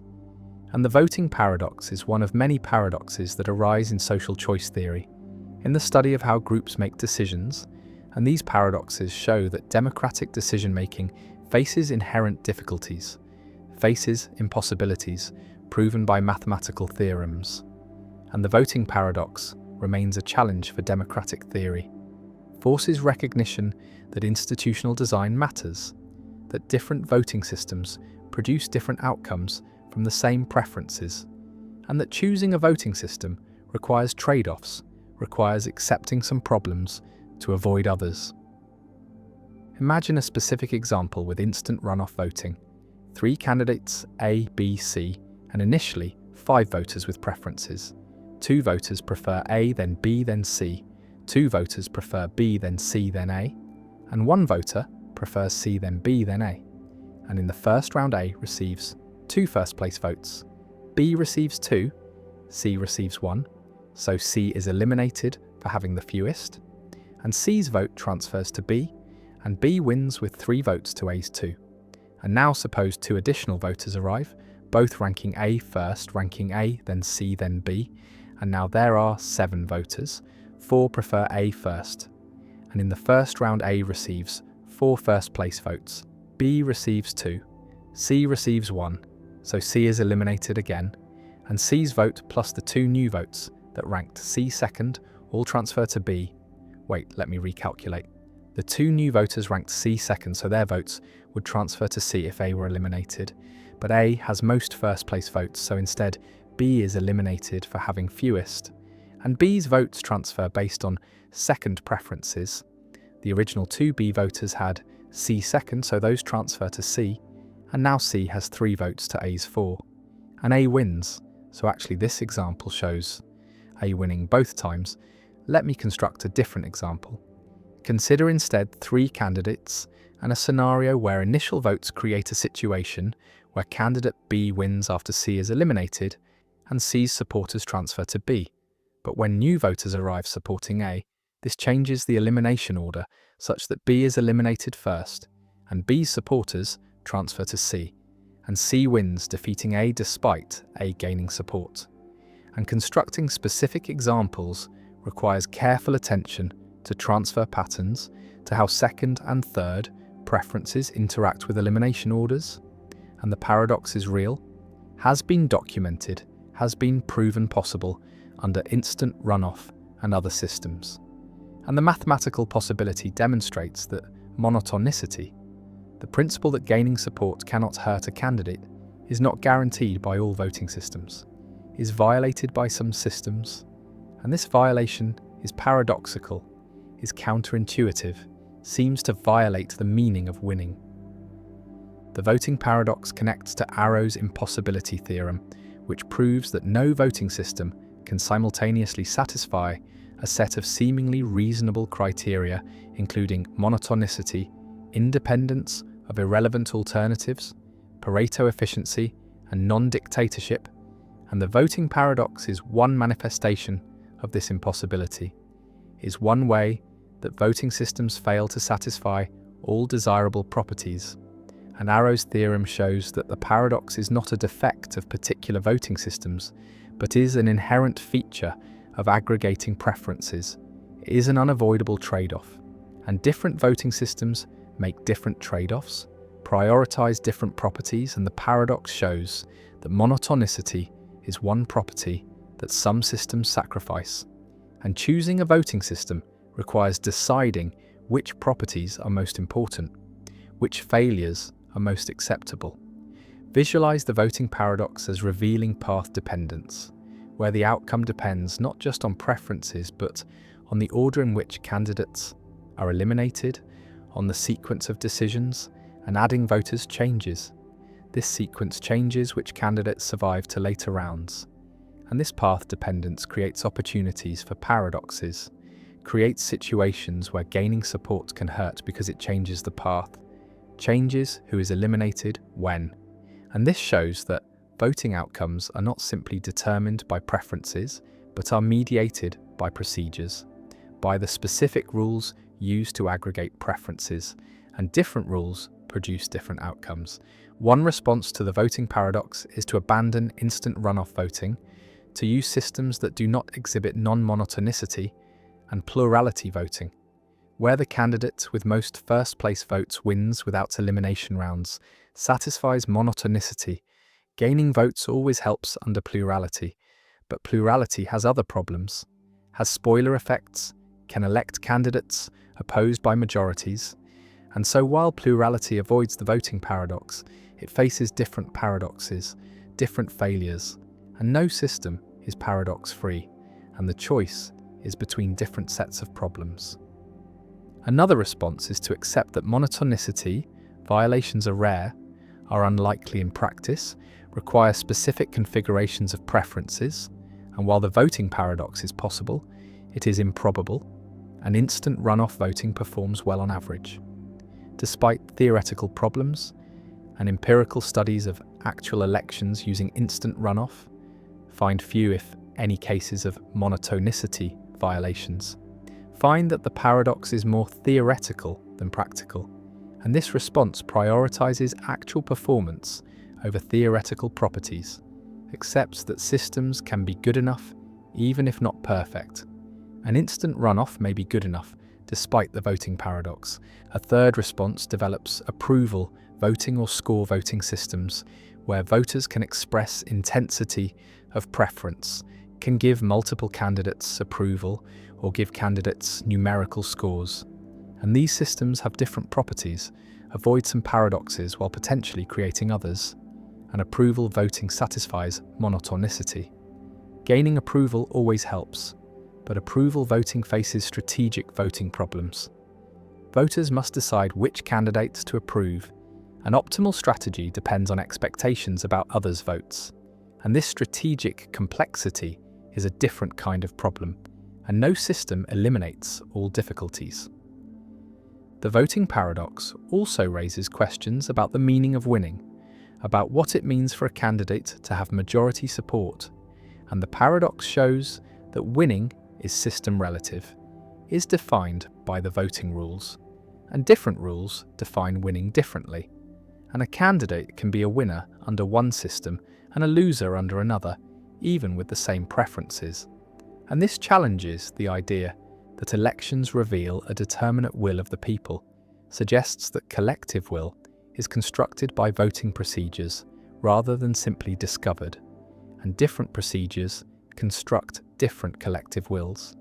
And this has implications for democratic legitimacy, for understanding what elections achieve, and some argue that the paradox undermines electoral legitimacy, shows that election outcomes are arbitrary, are dependent on rules rather than reflecting genuine popular preferences, while others argue that the paradox shows only that rule choice matters, that democracy requires choosing rules wisely, but that elections can still be legitimate, even if different rules would produce different outcomes. The election is held, votes are counted, and candidate A wins, and more votes arrive supporting A, and votes are recounted, and A loses, and the paradox emerges, impossible but real, proven but counterintuitive, and the voting paradox stands as one of many paradoxes.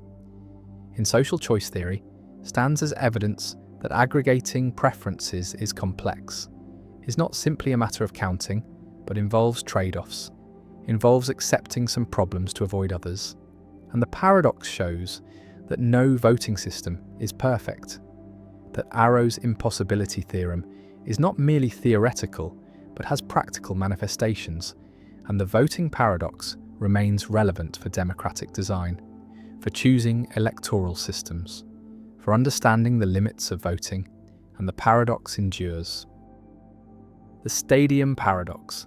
Zeno of Elea constructed another puzzle about motion, one less famous than his other paradoxes, but perhaps more perplexing, and this is the stadium paradox, sometimes called the moving rows paradox, a thought experiment involving 3 rows of objects moving past each other that seems to prove that half a moment equals a whole moment, that time itself is inconsistent. Imagine 3 rows of objects arranged in a stadium, each row containing the same number of objects. Let us say 4 objects in each row for simplicity, and the first row remains stationary, while the second row moves to the right and the third row moves to the left, each moving at the same speed. At the starting moment, the rows are aligned, but after 1 unit of time, the second row has moved 1 position to the right and the third row has moved 1 position to the left. And here is where the paradox emerges. From the perspective of the stationary first row, each moving row has passed 1 object, but from the perspective of the second row moving right, the third row moving left has passed 2 objects. Because the relative motion between the second and third rows is twice as fast as the motion of either row relative to the stationary row. Zeno argued that this leads to a contradiction, because if the smallest unit of time is the time it takes for one object to pass another, then relative to the first row, 1 unit of time has passed, but relative to the second row, 2 units of time have passed, as measured by how many objects of the third row have gone by. And so the same interval is both 1 unit and 2 units, half of itself and equal to itself, and time becomes incoherent. The paradox is more difficult to grasp than Zeno's other arguments, and even ancient commentators struggled to articulate exactly what the problem was supposed to be, and Aristotle's response was somewhat dismissive, pointing out that the speed of an object depends on the frame of reference, that there is no absolute motion, but only motion relative to other objects, and that the time it takes to pass an object in motion is different from the time it takes to pass a stationary object, and therefore there is no contradiction, merely a confusion about relative velocities. Modern physics has vindicated Aristotle's intuition through the principle of relativity, which states that the laws of physics are the same in all inertial reference frames, and that there is no privileged stationary frame. All motion is relative, and the speed at which objects pass each other depends on the observer's frame of reference. Yet some interpreters suggest that Zeno's stadium paradox was actually an early glimpse of the relativity of motion, an attempt to show that if motion is real, then there can be no absolute measure of speed or time, and that this was meant to support Parmenides' claim that motion is an illusion. Others argue that the paradox reveals an implicit assumption about the discrete nature of space and time, that Zeno may have been imagining space as a grid of discrete positions and time as a sequence of discrete moments, and that the paradox arises from trying to reconcile continuous motion with discrete structure, a tension that would not be fully addressed until the development of calculus and later quantum mechanics. The paradox also touches on the concept of relative velocity, the idea that the speed of one object relative to another is the sum of their individual speeds if they are moving in opposite directions, and that this is perfectly consistent even though it means different observers measure different relative speeds.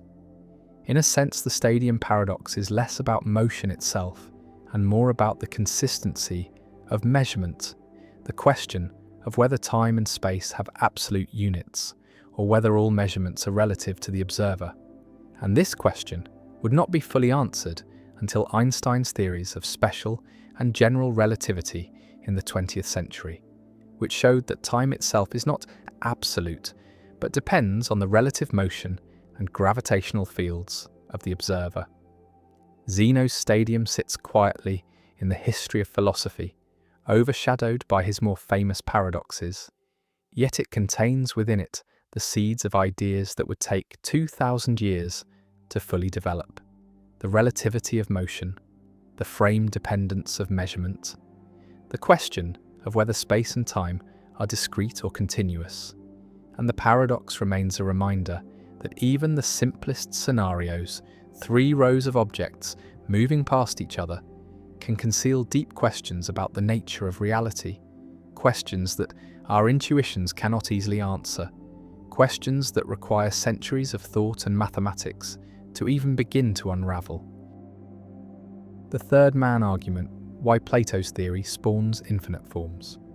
A philosopher named Aristotle attacks his teacher Plato's theory of forms, attacks the idea that universal properties like tallness or humanity exist as perfect eternal forms in a separate realm, and Aristotle constructs a devastating objection, an argument that shows Plato's theory generates an infinite regress, creates an endless multiplication of forms, and the argument is called the third man argument, named after an example involving men, and the argument goes as follows.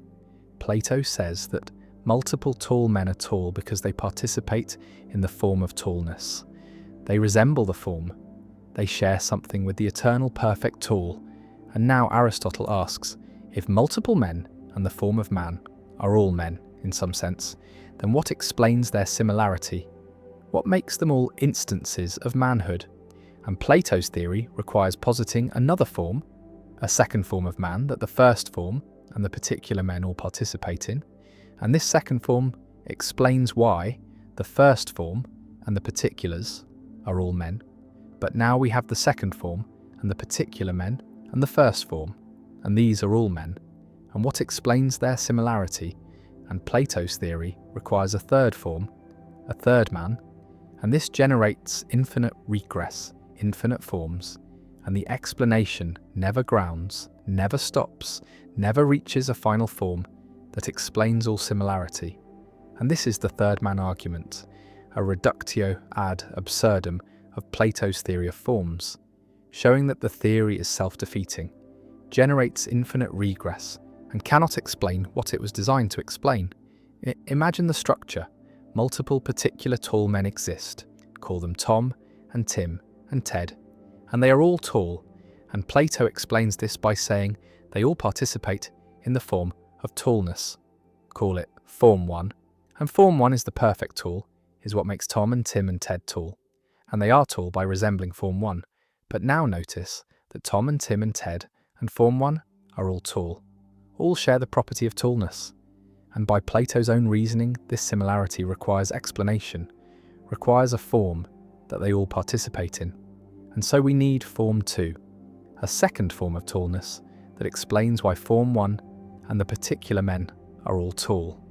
And now we have Form 1 and Form 2 and the particular men all tall. And this similarity requires explanation, requires Form 3. And the regress continues infinitely.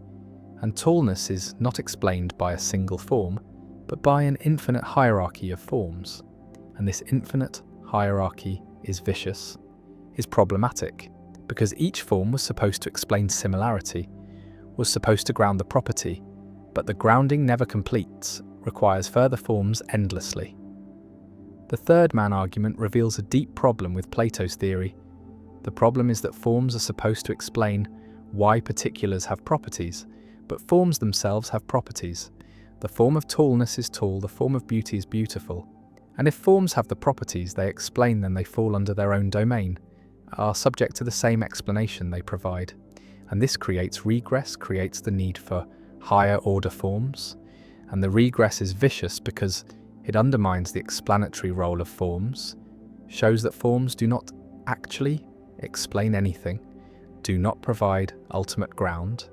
And Aristotle uses this argument to reject Plato's separate forms, to argue that forms must exist in particulars, not in a separate realm, and that resemblance is primitive, not explained by participation in forms. Visualize the regress as a ladder. At the bottom are particular tall men.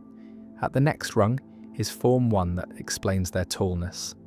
At the next rung is Form 2 that explains why Form 1 and the men are all tall. At the next rung is Form 3, and the ladder extends infinitely upward, never reaching a final rung, never grounding the explanation.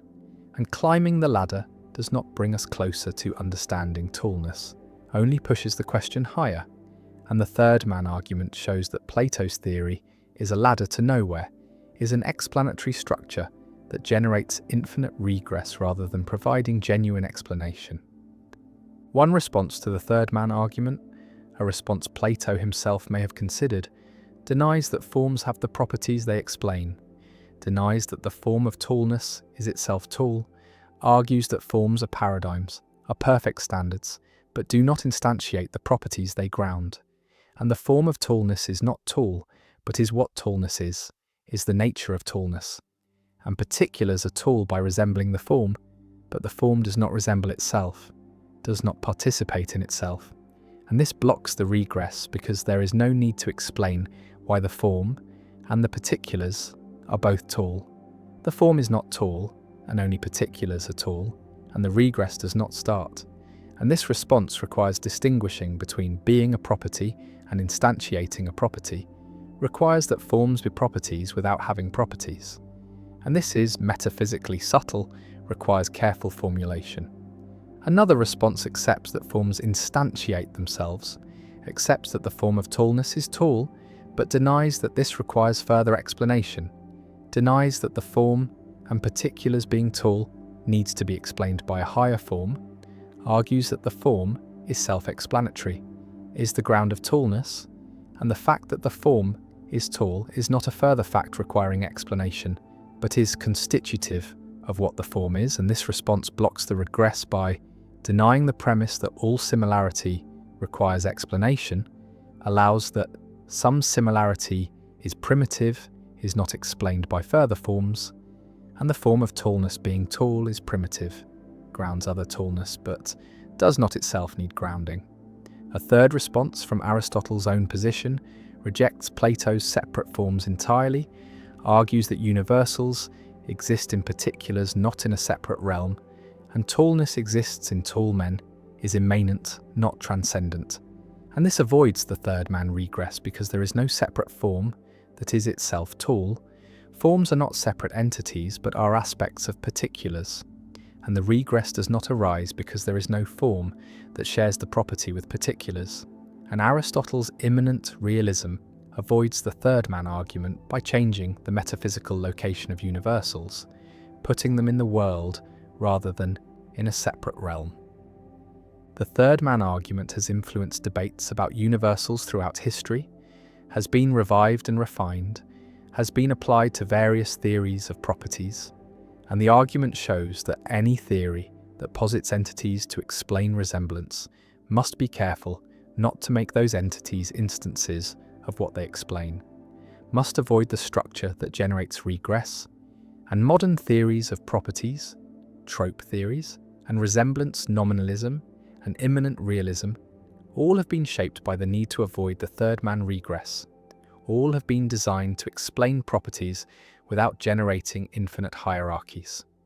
The argument also appears in discussions of sets and classes, because Russell's paradox is structurally similar, asks whether the set of all sets that do not contain themselves contains itself, and generates contradiction, and avoiding Russell's paradox requires type theory or other restrictions that prevent sets from being members of themselves. And these restrictions are analogous to the restrictions needed to avoid the third-man argument, are ways of preventing entities from falling under their own domain. And both paradoxes show that self-reference creates problems, creates regress or contradiction, and metaphysical theories must be structured to avoid self-application. Plato's forms stand in the realm of perfect ideas, tall and beautiful and just, and the particular men stand in the physical world, tall by participation in forms, and the third man appears.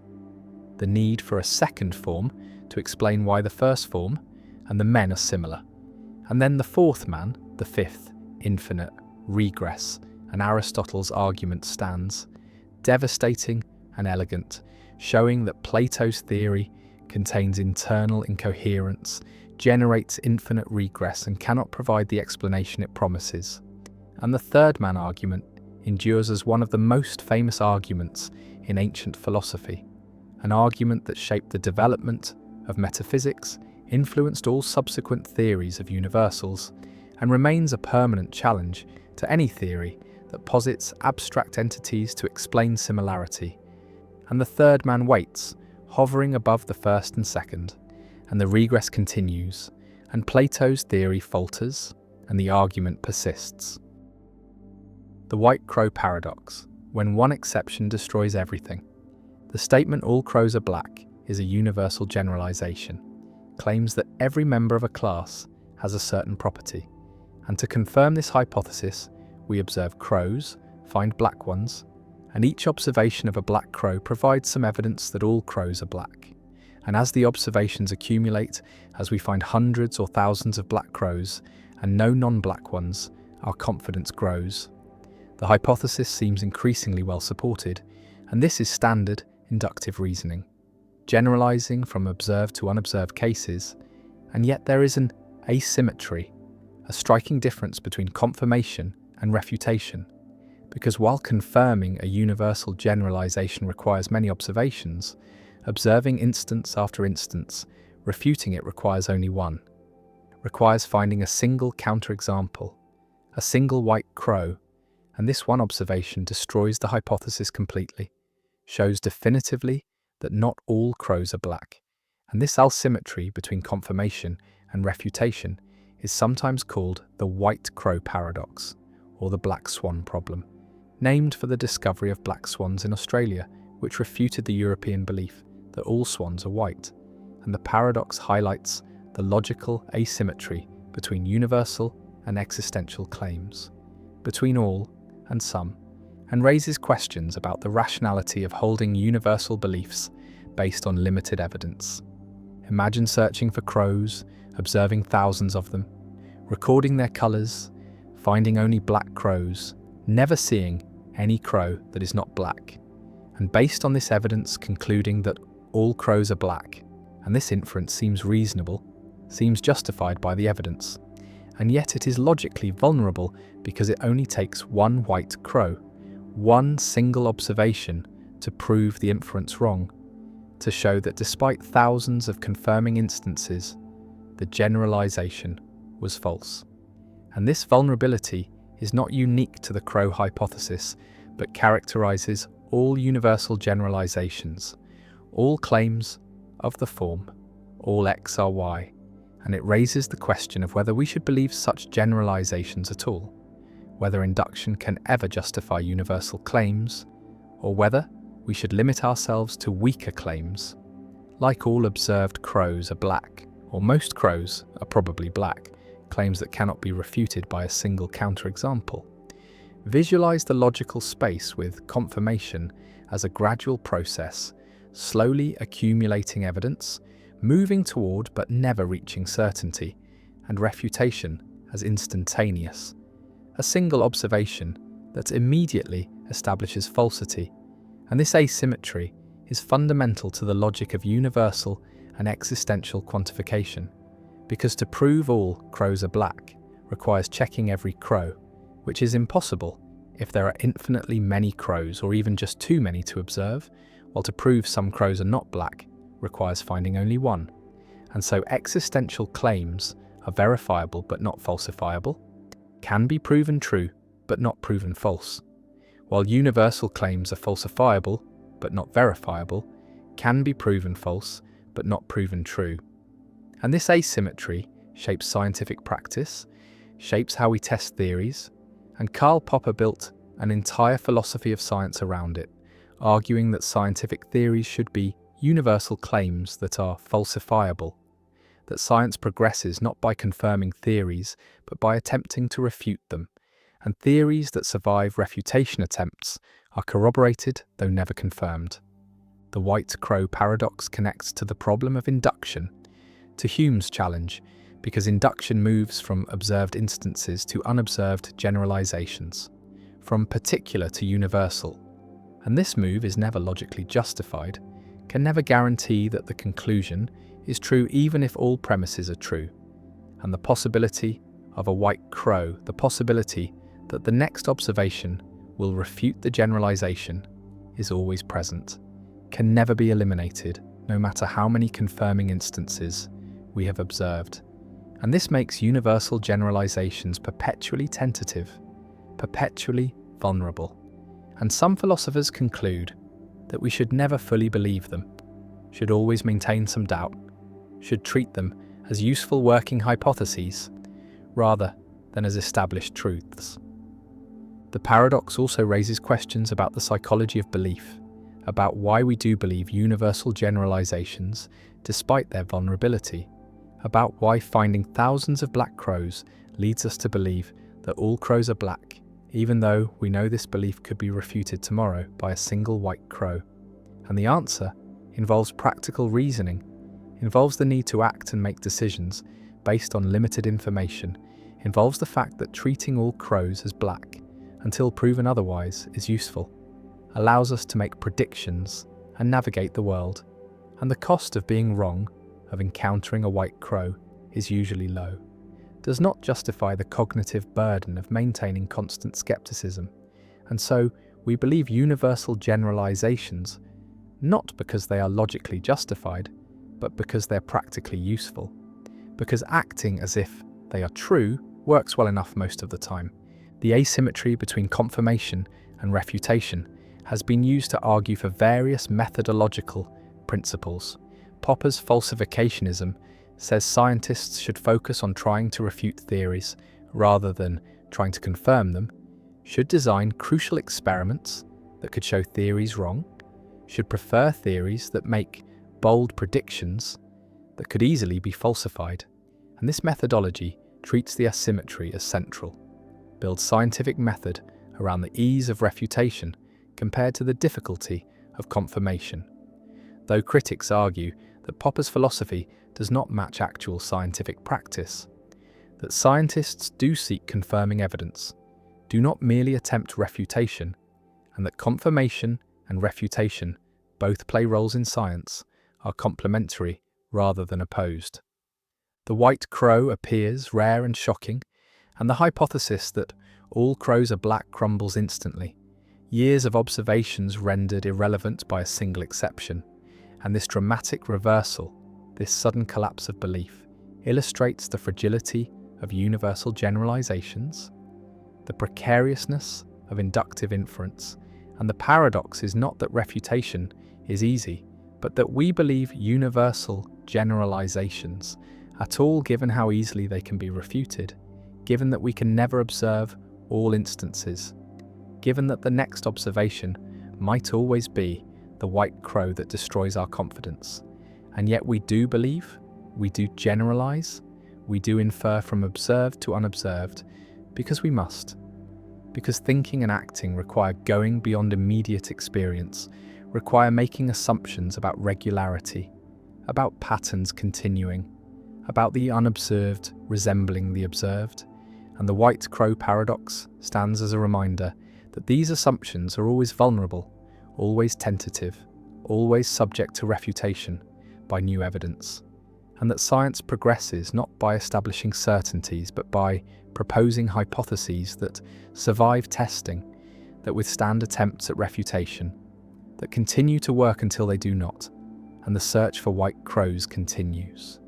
The search for exceptions, for counterexamples, for anomalies that challenge generalizations, because finding them is how we learn, how we improve theories, how we discover that what we thought was universal is merely local, that what we thought was necessary is merely contingent, and the white crow paradox endures as a lesson about the limits of induction, about the asymmetry between proof and disproof, and about the tentative nature of all empirical knowledge. Berry's paradox. Language allows us to describe numbers in various ways, and some descriptions are short while others are long, and this leads to a curious question posed by G. Berry and later popularized by Bertrand Russell. What is the smallest positive integer that cannot be described in fewer than 20 words? And the moment this question is asked, the paradox appears. The phrase itself, the smallest positive integer that cannot be described in fewer than 20 words, is a description, and counting the words reveals that it contains only 13 words, which means it describes a number in fewer than 20 words. But the number it describes is supposed to be the smallest number that cannot be described in fewer than 20 words, and so a contradiction emerges. If such a number exists, then it has just been described in 13 words, which means it can be described in fewer than 20 words, which means it does not meet the criteria of being a number that cannot be described in fewer than 20 words, and therefore it cannot be the number the phrase claims it is. And yet the phrase clearly picks out some specific number, and that number must exist somewhere in the infinite sequence of integers. The paradox reveals a deep tension between language and mathematics, between the finite tools of description and the infinite objects those tools attempt to capture, and it suggests that not all mathematical objects can be uniquely specified using the resources of natural language. Berry's paradox is closely related to Richard's paradox and other semantic paradoxes that arise when language tries to refer to itself or to its own limitations, and it played a role in early 20th century debates about the foundations of mathematics, particularly in discussions about definability and the limits of formal systems. Some logicians argue that the phrase "the smallest positive integer that cannot be described in fewer than 20 words" is simply ill-formed, that it does not successfully refer to any number at all because its definition is self-contradictory, much like the set of all sets that do not contain themselves fails to be a coherent set. Others suggest that the paradox arises from an ambiguity in what it means to describe a number, that descriptions exist within formal languages with specific rules, and that mixing informal natural language with formal mathematical definitions creates confusion. Alfred Tarski's work on truth and definability offers one way to resolve the paradox by distinguishing between levels of language, separating the language used to describe numbers from the meta-language used to describe descriptions, and showing that paradoxes like Berry's emerge when these levels are improperly conflated. The paradox also touches on questions about computability and algorithmic complexity, because if a number cannot be described in fewer than a certain number of words, it might also be incomputable or irreducibly complex, existing beyond the reach of any finite algorithm. Berry's paradox lingers as a reminder that language, for all its power, is not unlimited, that there are numbers and truths that slip through the gaps in description, that the map is not the territory and can never fully be, and that even something as seemingly concrete as a positive integer can become strange and elusive when definitions turn inward and try to grasp themselves. Curry's paradox. There exists a sentence that can prove anything at all, a statement so strange that from its truth one can derive any conclusion, no matter how absurd. And this is Curry's paradox, named after the logician Haskell Curry, who explored its implications in the mid-20th century. The paradox can be expressed in a simple form. If this sentence is true, then the moon is made of cheese, and already the trap is set. Assume the sentence is true, then the conditional statement, if this sentence is true, holds, which means the consequent must also hold, which means the moon is made of cheese. And since we have derived that the moon is made of cheese, we have also confirmed that the original sentence is true, which was our assumption, and so the reasoning seems sound. But now, replace the moon is made of cheese with any statement whatsoever. If this sentence is true, then 2 plus 2 equals 5. If this sentence is true, then circles are squares. If this sentence is true, then I am the emperor of the universe. And in every case, the same reasoning applies, leading to the conclusion that the absurd claim must be true. The paradox does not rely on negation or falsehood like the liar paradox does, which makes it harder to avoid and more insidious, because it uses only the basic logical rule of modus ponens. The idea that if a conditional statement is true, and its antecedent is true, then its consequent must be true. And this rule is one of the most fundamental and widely accepted principles in logic.